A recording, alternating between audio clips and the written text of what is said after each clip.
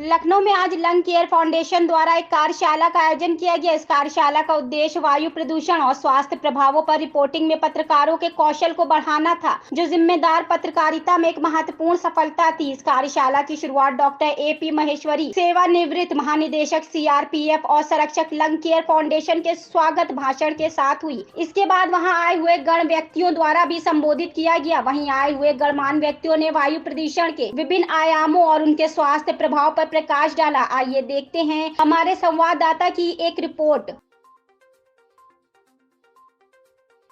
कार्यक्रम का आयोजन करें, इसका क्या उद्देश्य है?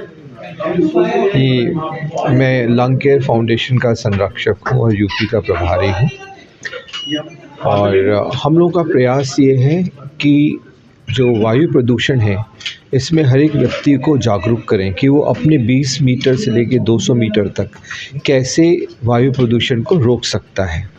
और उसमें कई तरह के उपाय हैं छोटे छोटे, जैसे कि अपना कचरे का निष्पादन करना, जो गीला कचरा है उसको अपने जैसे वाहन चलाते हैं उसमें क्या सावधानियां बरत सकते हैं, कहाँ पर वो पब्लिक ट्रांसपोर्ट का यूज़ करे, कहाँ पर अपने वाहन का यूज़ करे, अगर कंस्ट्रक्शन एक्टिविटीज़ आसपास हो रही है तो वहाँ पे धूल प्रदूषण कैसे रोके। ऐसे कई उपाय हैं कि हर एक व्यक्ति अपने माहौल में रह कर के वो अपने वायु प्रदूषण को रोक सकता है। अब चूँकि मीडिया एक सशक्त माध्यम है कि वो आम व्यक्ति को उसकी भाषा में उसके सोच के अनुसार अपनी बात पहुंचा सकता है और एक बहुत बड़ा परिवर्तन ला सकता है। जैसा कि हमने भी देखा अपने समाज में, पहले जब हम बच्चे थे और जब अब भी हम हैं, तो जो सिगरेट के खिलाफ, स्मोकिंग के खिलाफ एक अभियान चला, तो आप एकदम परिवर्तन आ गया कि कोई आपके घर पे या पब्लिक स्थान पर अब कोई स्मोकिंग नहीं करता। लोगों को एहसास हो गया कि हमारे स्वास्थ्य के लिए ठीक नहीं है।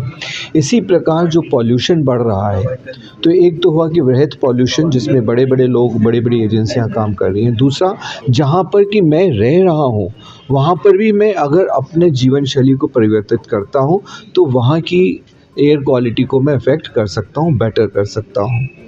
तो उसके लिए क्या क्या चीज़ें हो सकती हैं, ये हम इस दौरान परिचर्चा कर रहे हैं। और मीडिया से निवेदन है, ये उनसे परिचर्चा है मीडिया के लोगों से कि वो किस प्रकार इसको बहुत ही सशक्त रूप से लोगों तक पहुंचा सकते हैं। सर, इसमें कौन कौन शामिल हो रहा है, कौन कौन डॉक्टर शामिल हो रहा है, कब तक इसके आगे भी किस तरीके के कार्यक्रम होते रहेंगे? हाँ, ये हमारा लगातार प्रयास है। लंग केयर फाउंडेशन पहले भी यहाँ 2-3 प्रोग्राम कर चुका है। हम लोग की जो लखनऊ की टीम है वो कई स्कूलों में भी जाती है, कई RWAs में जाकर भी इस बात का प्रचार करती है, बताती है कैसे कर सकते हैं। यहाँ पर लखनऊ में डॉक्टर सूर्यकांत KGMU से हमारे साथ जुड़े हुए हैं, वो अभी आने को हैं। वो शायद वहाँ पे कोई प्रोग्राम है तो उसकी वजह से वो विलंबित हो गए। और हमारे दिल्ली में डॉक्टर अरविंद कुमार हैं, जो कि मेदांता में है और रेस्पिरेटरी इंस्टीट्यूट के हेड हैं।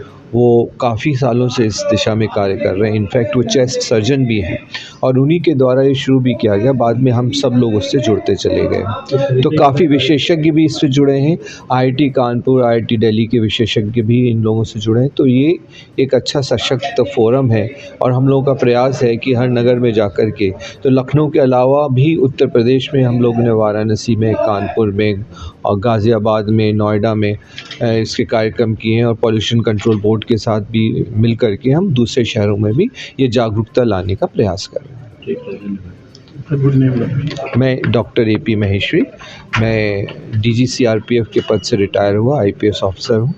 2 साल पहले सेवानिवृत्त हुआ और अब मैं इस सामाजिक कार्य से जुड़ा हूँ।